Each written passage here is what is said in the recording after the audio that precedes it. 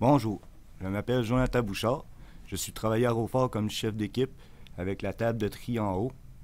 Nous allons parler aujourd'hui de la circonstance des seringues sur un corvoyeur de tri. Malgré le tri, malgré les équipements, les gants de sécurité et tout ce qu'on a, une seringue passe à travers pas mal n'importe quoi. Et ça cause beaucoup de danger lorsque le monde travaille. Les seringues tombent sur le corvoyeur et beaucoup de monde peuvent se piquer en triant, ce qui cause un peu la peur. À quoi ça ressemble les seringues sur la table de tri? Les seringues trouvées dans le fond, dans le recyclage, souvent peuvent être enveloppées dans des sacs ou mis à plusieurs seringues dans des petits bacs que des fois on voit pas tout le temps. Puis avec la vitesse, les personnes voient le sac arriver, déchirent le sac, mais des fois sans le vouloir, tu viens de te piquer le doigt sans savoir où c'est que tu t'es piqué. Puis là, tu es pris pour avoir le restant de ta journée à l'hôpital, aller passer des tests. Il y a beaucoup de seringues aussi, tu peux en avoir qui sont en boîte, en gros choses accumulées que la boîte peut ouvrir. On a les seringues neuves qui n'ont jamais été utilisées et les seringues souillées qu'on ne sait pas ce qu'il peut y avoir dessus. Ça a-tu déjà arrivé qu'un employé se pique? Il y a eu deux cas de seringues, puis c'est plate pour ces personnes-là qui sont obligées de prendre le reste de la journée d'ouvrage pour aller attendre à l'hôpital et avoir 3 autres séances de piqûres juste pour la prévention. Ce qui fait que la compagnie perd quand même cet employé pour les quelques après-midi qu'il doit aller à l'hôpital. Quel inconvénient ça vous occasionne? Les inconvénients viennent que lorsqu'on trouve une seringue sur le corps de tri, il faut arrêter la production et vérifier s'il y a d'autres seringues ou d'autres affaires.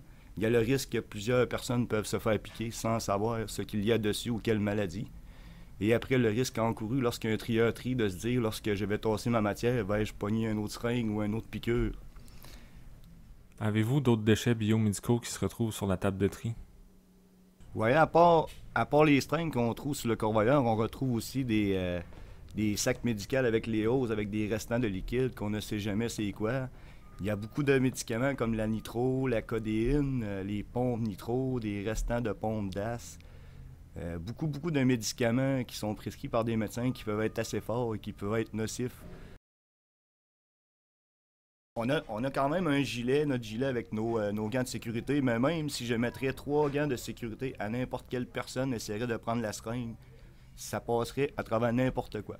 À moins que le monde serait peut-être habillé avec des gants de chevalier en métal. Mais je pense pas qu'il y aurait un travailleur qui travaillerait avec ça sur un corvoyeur. C'est quoi la marche à suivre pour les déchets biomédicaux? Le bac bleu comporte habituellement le recyclage papier, carton et plastique. Les seringues et médicaments devraient être tous rapportés à la pharmacie en lieu sûr, où ce qu'on peut les faire détruire et non dans le recyclage. Merci. S'il vous plaît, partagez cette vidéo pour nous aider à sensibiliser le monde à avoir un meilleur recyclage futur pour nos enfants. Quand ils pensent à leurs enfants plus loin, peut-être que en pensant je fais de quoi, c'est plus tard la répercussion, c'est pas eux autres, mais c'est la génération d'après qui répercussionne pareil.